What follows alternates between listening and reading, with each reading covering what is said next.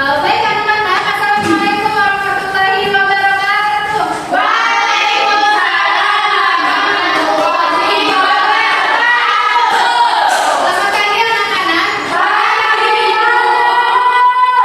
Gimana kabarnya hari ini, sehat? Alhamdulillah. Luar biasa. Allah.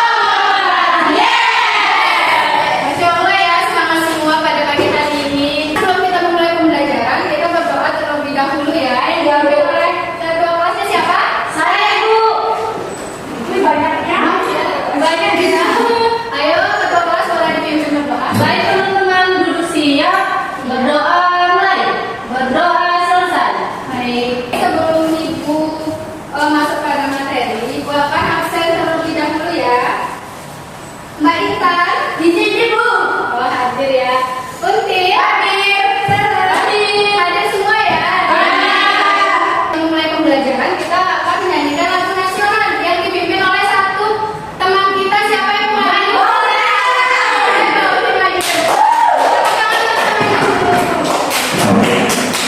Ayo berdiri teman-teman.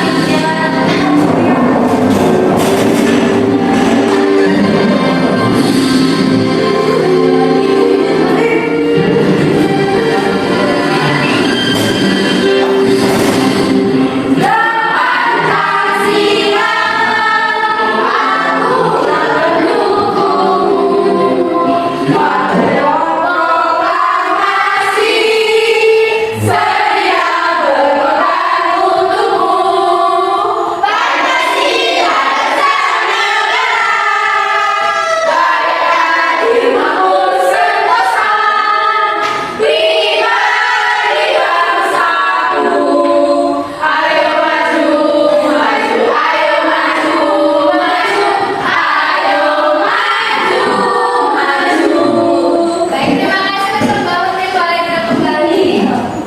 Kalau misalkan nih di kelas ini ada yang dari luar daerah, nah kalian itu berbicara dengan dia itu dengan menggunakan bahasa apa?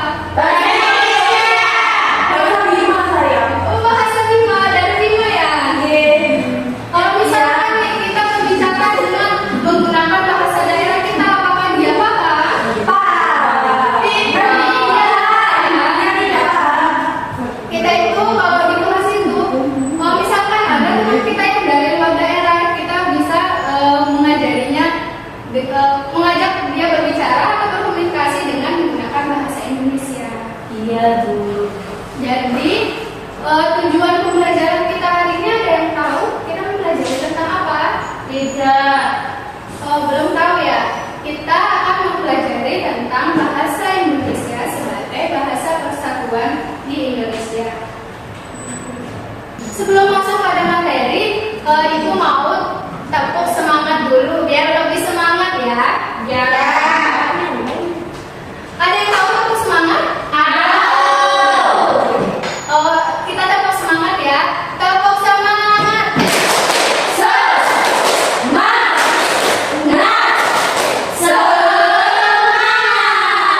Sebelum masuk materi, Ibu akan menanyakan nih, kalian tahu nggak lagu Satu Nusa Satu Bangsa? Tahu. Ada yang mau mimpin nggak kita menyanyikan lagu?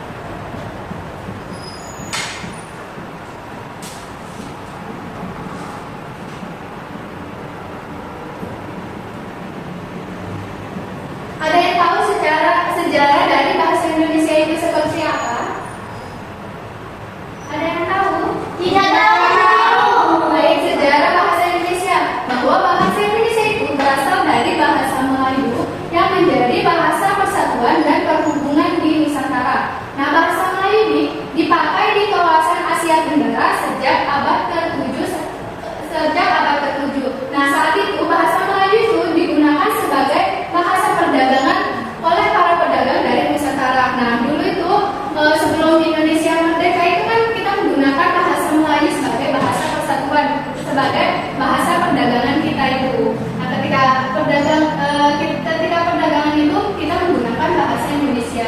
Nah, bahasa Indonesia itu telah mengalami perkembangan sampai saat ini dan masuk dalam 3 kategori.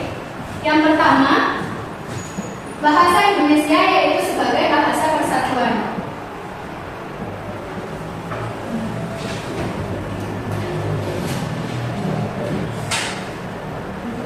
Sebagai bahasa persatuan. Nah, bahasa Indonesia itu bahasa Indonesia pada saat zaman dulu itu diikrarkan pada saat Sumpah Pemuda pada tahun 1928. Nah, bahasa Indonesia dalam hal tersebut telah menjadi bahasa pemersatu yang diterima oleh masyarakat Indonesia. Yang kedua, ada bahasa resmi. Nah, bahasa Indonesia ini menjadi bahasa resmi yang digunakan sejak ditetapkan pasal 36 Undang-Undang Dasar 1945 pada 18 Agustus 1945, yaitu sehari setelah kita kemerdekaan pada tanggal 17 Agustus 1945.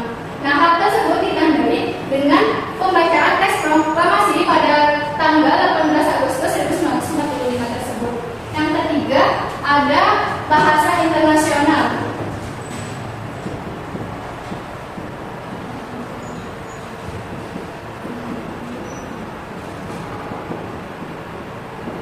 Nah, bahasa Indonesia kemudian berkembang menjadi bahasa internasional. Hal ini dirancang pada Kongres Internasional 9 Bahasa Indonesia yang diadakan di Jakarta pada 28 Oktober sampai 1 November 2018. Nah, pada saat bahasa Indonesia ini diikrarkan pada tanggal 28 Oktober menjadi bahasa internasional. Nah, para pemuda dari berbagai pelosok Nusantara itu berkumpul dalam Kongres Pemuda pada tanggal 28 Oktober 1928. Nah, pada saat itu bahasa Indonesia dilahirkan. Para pemuda pun mengucapkan 3 ikrar. Ada yang tahu ikrar dari Sumpah Pemuda itu apa saja? Saya tapi nggak hafal tuh. Nggak hafal ya, boleh dibaca ya. Kami putra dan putri Indonesia mengaku bertumpah darah yang satu, tanah air Indonesia. Kami putra dan putri Indonesia mengaku berbangsa yang satu, bangsa Indonesia. Kami putra dan putri Indonesia menjunjung bahasa persatuan, bahasa Indonesia. Sudah ya. Nah, dari ketiga ikrar tersebut para pemuda menamakan dengan nama Sumpah Pemuda. Fungsi dari bahasa Indonesia itu ada banyak sekali ya. Yang paling utama itu sebagai lambang identitas nasional penduduk negara Indonesia. Yang kedua ada mengembangkan kepribadian bangsa. Yang ketiga ada menjadi pemersatu suku, ras, dan antar golongan. Nah, seperti tadi contohnya itu kalau ada teman kita dari luar daerah itu kita bisa menggunakan bahasa Indonesia untuk berkomunikasi sehari-hari. Di sini ada juga manfaatnya. Ada berbagai manfaat. Yang pertama untuk memperkuat identitas budaya lokal. Yang kedua untuk menjaga keseimbangan antara identitas budaya lokal dan tuntunan nasional. Yang ketiga merayakan memperlihatkan warisan budaya yang lebih luas.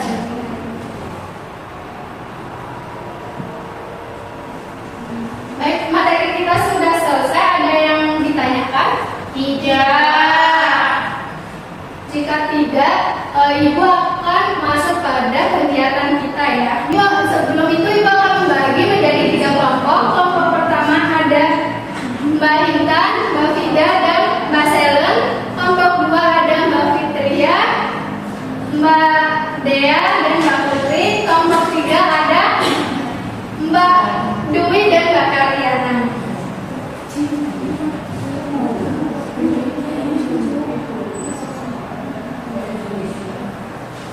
Baik, untuk ketua kelompoknya boleh maju untuk menulis satu cerita yang akan dibuat video. Ayo, setiap kelompok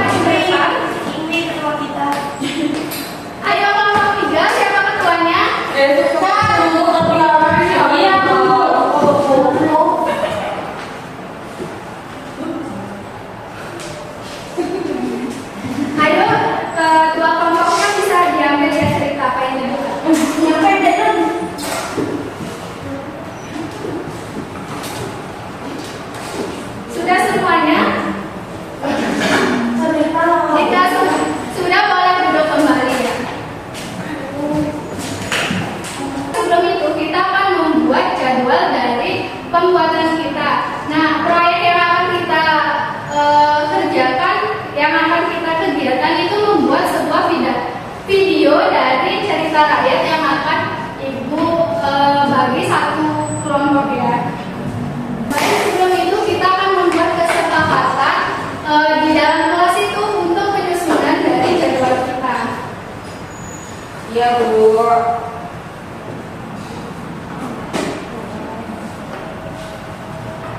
Kegiatan kita yang pertama yaitu menyiapkan alat dan bahan. Kalian kesepakatan kita untuk berapa hari atau beberapa 3 hari, Bu. menyiapkan alat dan bahan? Satu hari ya. Setengah hari. 1 hari. Yang kedua ada kegiatan menulis cerita.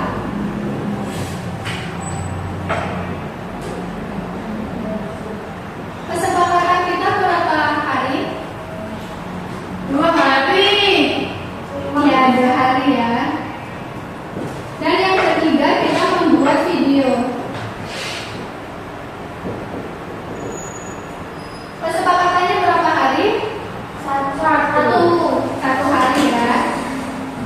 Baik, karena kita udah membuat kesepakatan nih untuk kita akan membuat video, Ibu akan membagikan lembar kegiatan.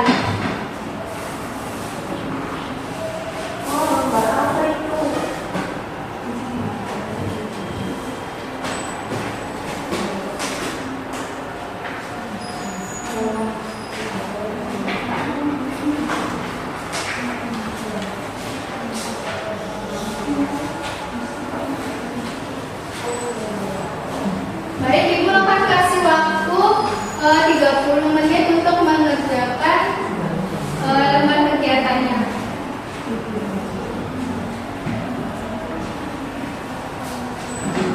Apa ada yang kesulitan? Tidak. Tidak.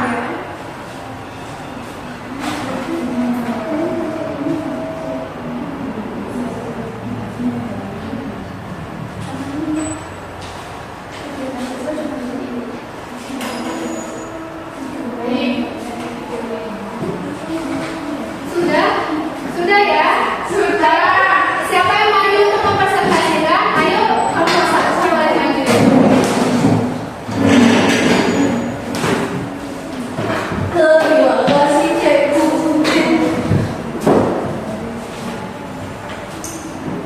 Jadi di sini kita dapat cerita rakyat Lala Bunta. Teman-teman kami mendapatkan cerita rakyat Lala Bunta. Pada zaman dahulu kala ada sebuah kerajaan yang bernama Kerajaan Silam. Raja Silam mempunyai seorang putri yang sangat rupawan yang bernama Lala Bunta atau panggilan akrabnya Lala Bunta. Dia dikenal karena kecantikannya yang bagaikan bulan purnama dan keterampilannya dalam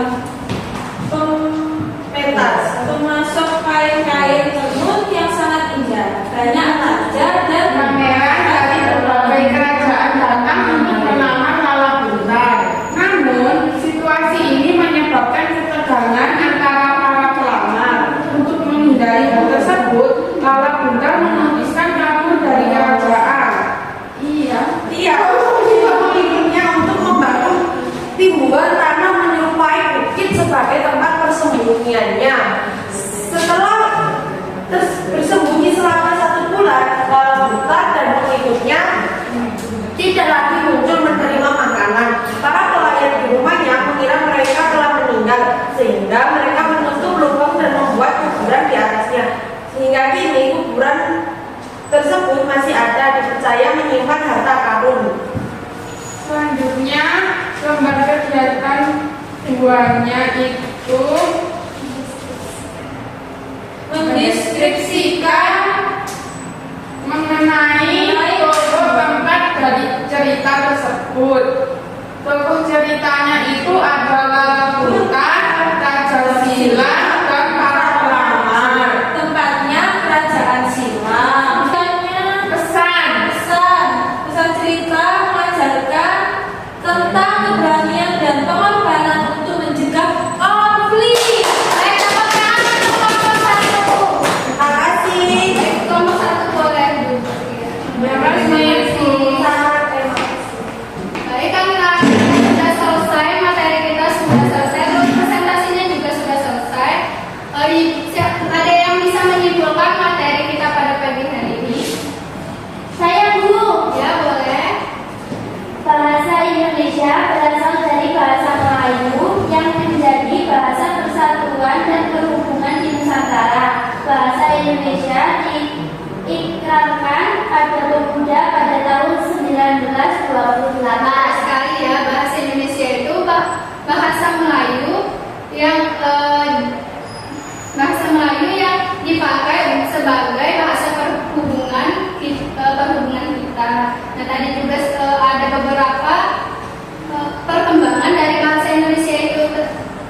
terjadi. Yang pertama ada bahasa persatuan, bahasa Indonesia sebagai bahasa resmi dan bahasa Indonesia sebagai bahasa internasional. Baik, Ibu, sebelum pulang Ibu akan memberikan kalian lembar soal evaluasi yang dikerjakan secara individu ya. Ya, sudah. Susah tidak, Bu? Lumayan ya. Gak boleh sampai. Ibu kasih waktu 15 menit, nggak boleh menyontek ya. Iya, Bu. Sudah selesai, boleh dikumpulkan kembali. Ampun, Bos. Bu. Nggak ada yang menyontek kan? Udah, tenang, Ibu. Tidak boleh menyontek ya. Baik, karena materi kita udah selesai, Ibu minta satu orang untuk memimpin berdoa. Baik teman-teman, duduk siap. Berdoa mulai. Berdoa selesai.